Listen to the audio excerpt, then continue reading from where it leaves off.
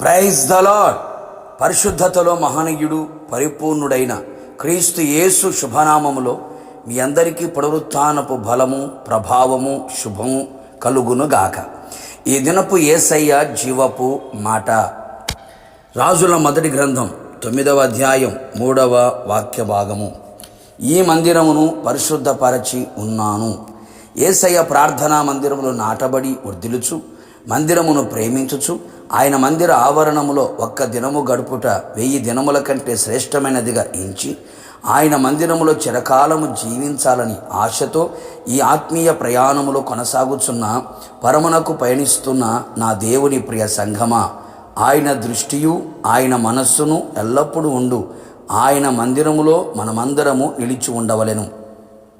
రేయింబగళ్ళు ఆయన తన నేత్రములను తెరచి దృష్టి ఉంచుచున్న ఈ మందిరమును ఆయన పరిశుద్ధపరిచి ఉన్నాడు.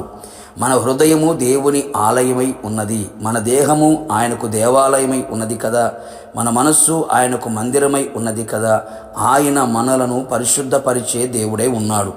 మన యేసయ్య నిర్దోషి, నిష్కల్మషుడు, పాపులలో చేరనివాడు, పాపము చెయ్యనివాడు, పాపము ఎరుగనివాడు, పరిశుద్ధతలో మహనీయుడు, పరిశుద్ధతలో పరిపూర్ణుడైన వాడు. కోట్ల కొలది దేవదూతల చేత పరిశుద్ధుడు పరిశుద్ధుడు అని ప్రతిగానములు చేయబడుచున్న గొప్ప దేవుడు.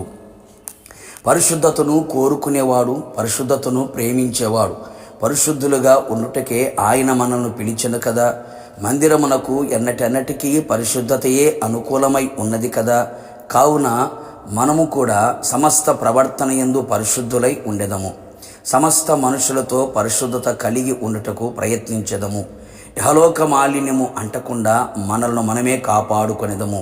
హృదయశుద్ధి గలవారమై దేవునిని చూచెదము. పరిశుద్ధులమై మొదటి పునరుత్థానములో పాలు పొందెదము. ఆయన మనస్సు దృష్టి ఎల్లప్పుడూ మన మీద నిలిచి ఉండునట్లు, మన ప్రార్థనలన్నీ ఆయన ఆలకించి అంగీకరించి ఆశ్చర్యమైన అద్భుతమైన మహాఘన కార్యములు జరిగించున్నట్లు పరిశుద్ధపరచబడిన మందిరముగా కనబడెదము.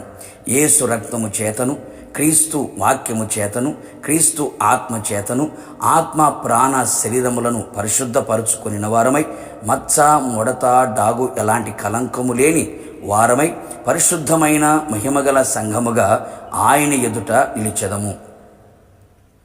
బాహ్యమందు అంతరంగమందు పరిశుద్ధపరచబడిన వారమై నీతిమంతులుగా కనబడెదము. ఆయన ఇచ్చిన వాగ్దానముల ద్వారా దురాశలను అనుసరించుట వలన కలుగు లోకమందున్న భ్రష్టత్వము తప్పించుకొని దేవ స్వభావముల యందు పాలివారమగుదుము.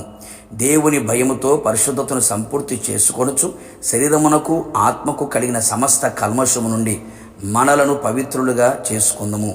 పరిశుద్ధ మందిరముగా ఆయన నివసించున్నట్లుగా మనలను మనము సిద్ధపరచుకొనేదము. ఆయన మనలను పరిశుద్ధపరిచి పరిశుద్ధ ఆలయముగా ఉంచునుగాక. ఆ పరిశుద్ధ మందిరములో ఆయన నివాసము చెయ్యునుగాక. మనందరినీ ఆయన మహిమలో చేర్చుకొనుగాక. ప్రార్థన. పరిశుద్ధుడా, ప్రేమాస్వరూపి, నీ పరిశుద్ధమైన పాదములకి కోట్లాది స్తోత్రములు. ప్రభు తండ్రి, మీరెంతగానో మమ్మల్ని ప్రేమించి సజీవులుగా మరొక దినములోకి మమ్మల్ని నడిపించినందుకే మిమ్మల్ని స్తుతించుచు ఉన్నాం.